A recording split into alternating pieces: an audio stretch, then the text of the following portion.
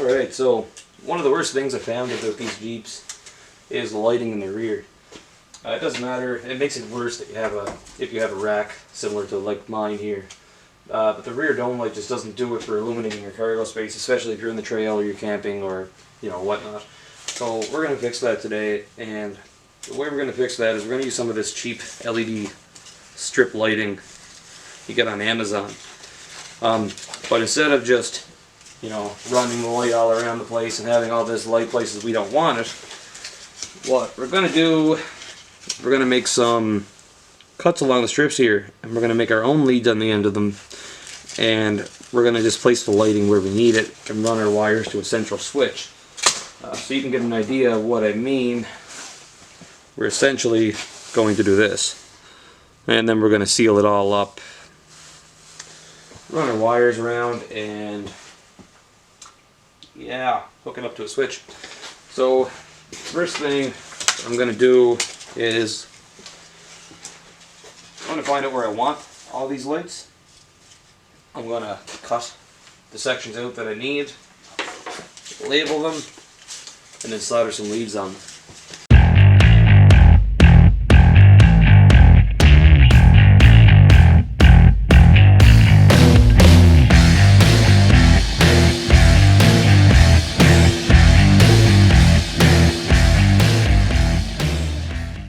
So I'm using some green painter's tape for this, just to mark where each individual strip of light goes.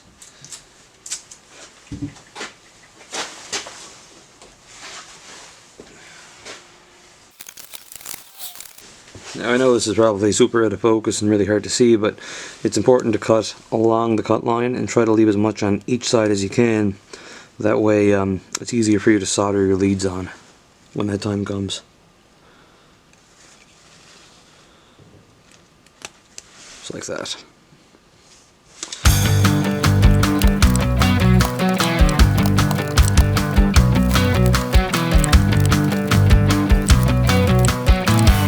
Alright, so I'm going to get this from the house and get our lead soldered on. Alright, so I got my soldering iron heating up. I got all my lengths of wire here, or LED strips, right, and they're all labeled to where they go. Now, what I'm going to do, I don't have any long lengths of smaller gauge wire, so I'm just going to chop up this old auto start harness and use some of the small wires for my leads, and then I'll crimp to that later to run my wires where I need to.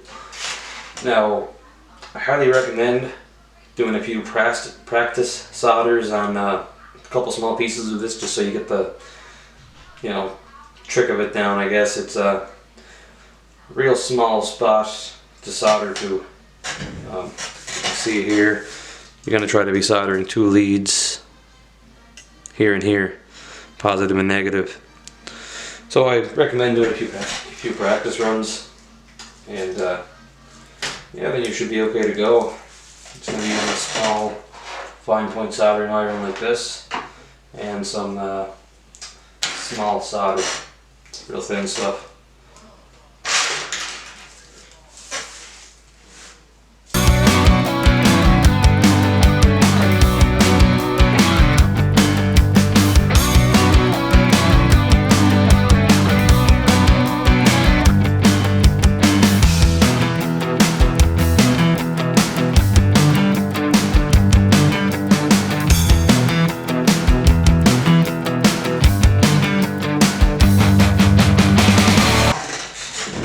So once we have this soldered to our LED strip, what we're going to do is we're going to seal it up with some hot glue.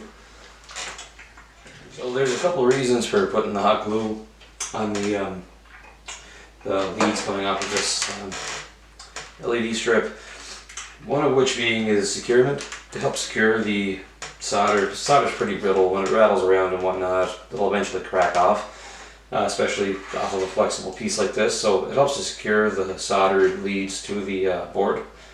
Another is you have these long leads coming off right next to each other, a positive and a negative.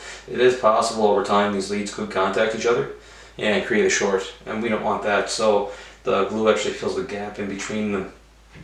Helps it, you know, make it a little safer, a little more reliable and whatnot. Then of course the black tape and heat shrink will help seal it from any elements. Sorry. This LED strip itself is actually supposed to be weatherproof, waterproof and whatnot, so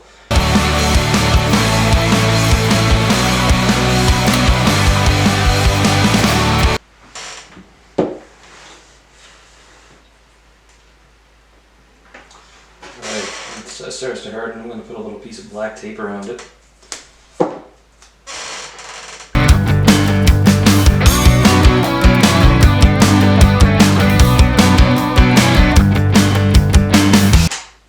And then, just because I like overkill, I'm going to put some heat shrink on it as well.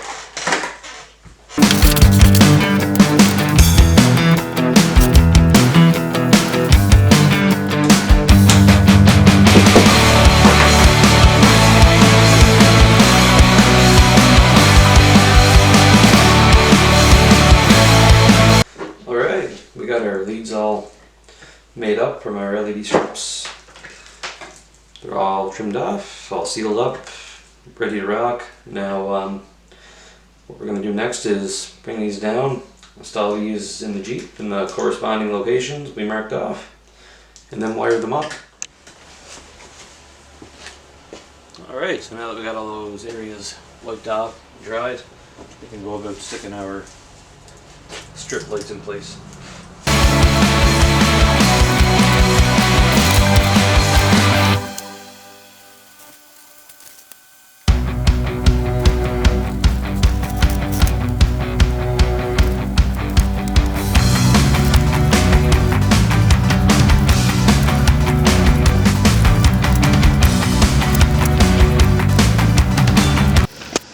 Alright, so I got one of these lights actually rigged up to a 12 volt plug there, just so I can show you guys what we have going on so far.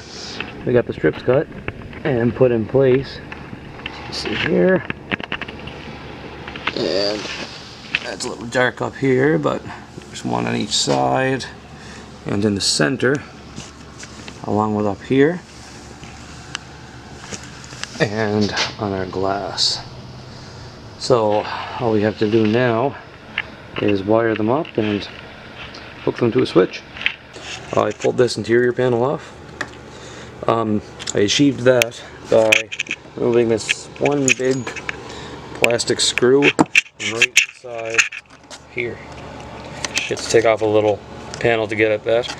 I then removed these two hooks, lifted this up like that, and everything kind of just pulls out. It's held in by these little plastic clips in behind here. I also got most of my lights wired along the top. I have the wiring, it's hard to see, I know, I apologize, but I have the wiring run in behind the insulator panels.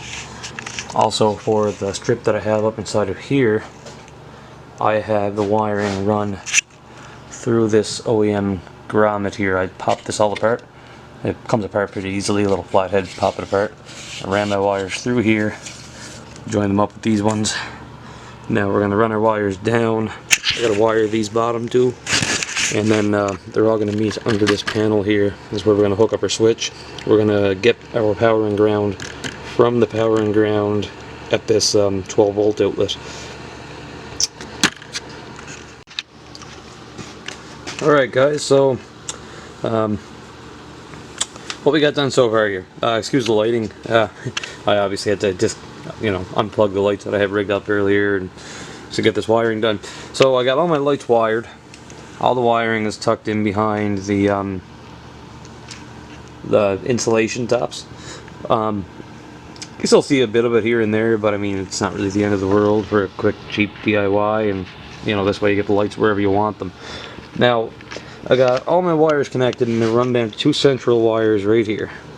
There and there. So, now, what I was going to do originally, so I was going to hook these two wires, hook them all up to male and female spade connectors. That way if I ever want to take my top off, I can unplug them and take the top off.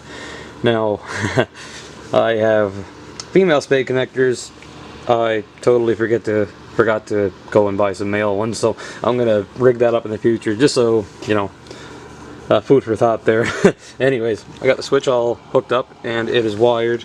I got my power 3-way splice in with you know, the power wire for that 12-volt outlet. Got an inline fuse, 5-amp fuse. I just took my ground from down here, and now what I'm going to do is I'm going to reassemble this interior panel, and then I'm going to hook my wires up here just temporarily, and yeah, in the future I'll hook them up to spade connectors. That way I can unplug all this and take the top off if I want to. Alright, so yeah, we got our interior pretty well reassembled. I still got to buckle all this down and clean this junk out of here. But as you can see, the lights are on. Seems to be working well. Really bright in there. And simply to a toggle here. Off. On. Like I said, this here I kind of just stuck it here, loomed it up and taped it up here for now. This is our big wire junction here that goes to our switch and whatnot. Yeah, I'll revamp that in the future when I get some spade connectors and do it properly. That way, you know, summertime comes around, we can take our top off if we want. Alright guys, so I turned the lights off in the garage. You can get a good idea on how bright this actually is. This is our finished product. Off, on, simple as that. Yeah, in total I might have $25 into this. I'll leave a link in the section below to the exact LED strips that I used. I gotta say, this LED strip lighting that I got here is super bright. One thing that I gotta mention though is the adhesive backing on it doesn't seem to be all that strong. Now I can't really speak to it yet. It might not be cured all the way. I just noticed it wasn't all that, you know, grippy when I was installing it, but so far it doesn't seem to be going anywhere. We'll see, you know, what time has to say about that. Other than that, it's great. Quick and easy. Hope you guys enjoyed the video.